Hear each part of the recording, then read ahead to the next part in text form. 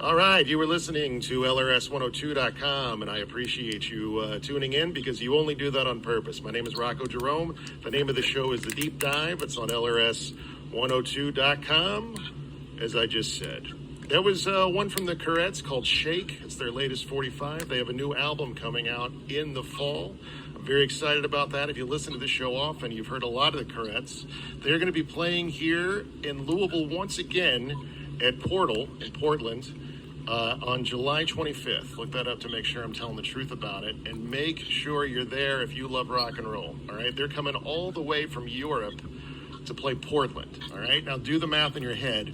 That's something that you don't want to miss, okay? That's a very special occasion. Another special occasion, at this very, very moment, I have got a great wrestling champion on the phone with me. This guy is one of the best that our region has ever seen. And you know that would include characters and wrestlers and legendary figures like Dave Bautista, John Cena, Randy Orton. You go back in time, you got Jerry Lawler. This guy, he belongs within that pantheon. He is the champion over at Grindhouse Pro Wrestling. He's in the middle of his reign, or, well, I shouldn't say that because I'm sure his reign is going to go much longer. For over a year, maybe into a year and a half, he's been the champ over there, the main man, the Clinton King that rings the Rim Room. I'm talking about the one and only Klayton Cannon. Are you there, Klayton? I'm here. There he is, Klayton Cannon. Now, as you can detect, Klayton is not here in the studio with me today. Klayton is on the phone. He's at his training compound in Huntsville, Alabama, where he's taking a little time away from the area so that he can make sure that his pencil is sharp and his muscles are strong and that his technique is all the way to the tippy top because he's taken on a man that was a former friend of him, a guy called Berto. What do you have to say about Berto, Klayton? You know, Berto is a guy who represents really everything that's wrong with society today. When you look at a man like me who reached down and tried to help Berto, I tried to offer him my friendship, I tried to offer him my guidance, and tried to give him purpose, and that's what I did. For a year and a half, he was in my corner, behind me, during my reign as Grindhouse champion, and instead, at some point, that became not enough for Berto.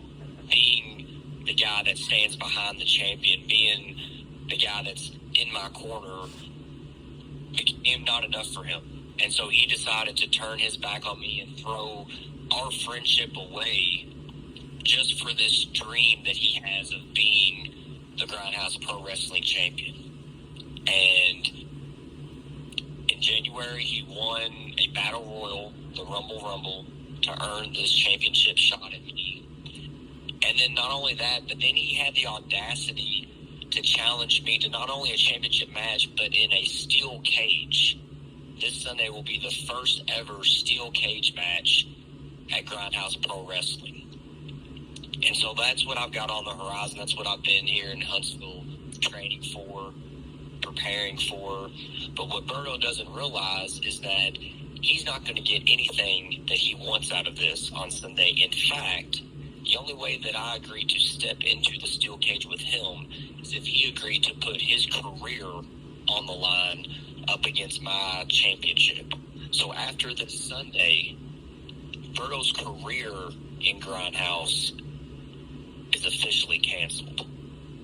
Yeah, you said it, buddy. He doesn't need to be in that ring anyways, the way that I look at it. You know, as long as I've been doing Grindhouse and coming out there and calling it on the air on LRS102.com, you've been the champion. I've never known a Grindhouse without you as champion, and I hope I never do know anything besides that. And it's a real shame. It gets me really angry. I'm amazed by how calm you are by this, because Berto was a guy who, frankly, that guy should be sweeping the place up.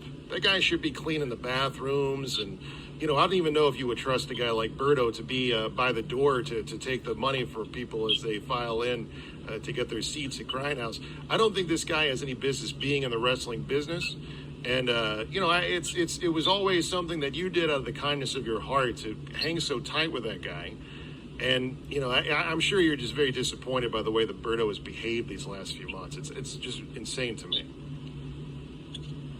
Yeah, I really am. I would have thought that I would have taught him better than that. I really hope that he would have picked up on some of the more positive traits and characteristics that I tried to instill in him during our time together. And you drilled it right on the head. Berto's a guy who's not even qualified to flip burgers at McDonald's. And instead, when he was with me, he was in main event matches. He was on event posters. He was on social media. He was living a lifestyle that he could have never have even dreamt of achieving on his own. I said, I gave him purpose. I gave him a direction. And then without me, now look at him. What has he done? He's got himself put out of a steel cage with the professional Klayton Cannon. As you mentioned, the Grindhouse Pro Wrestling Champion, running on nearly 2 years straight as champion. And not only is he in for a severe beating this Sunday, but also he's put himself in a position that after I beat him on Sunday, he will have no wrestling career to speak of, because his career in Grindhouse will be over. And I've said it before and I'll say it again. I fear for Berto. I feel sorry for him, because what is he going to do with himself when he wakes up on Monday morning bruised, battered, and no career and no direction for himself? I fear for what a guy like Berto is going to do on Monday morning when he wakes up with everything having been taken away from him. And you got that right. Klayton, you got a big heart to even be concerned about that after what Berto has done to you, man. It's you're a big-hearted man right now, but I know that you're going to take care of business in that steel cage.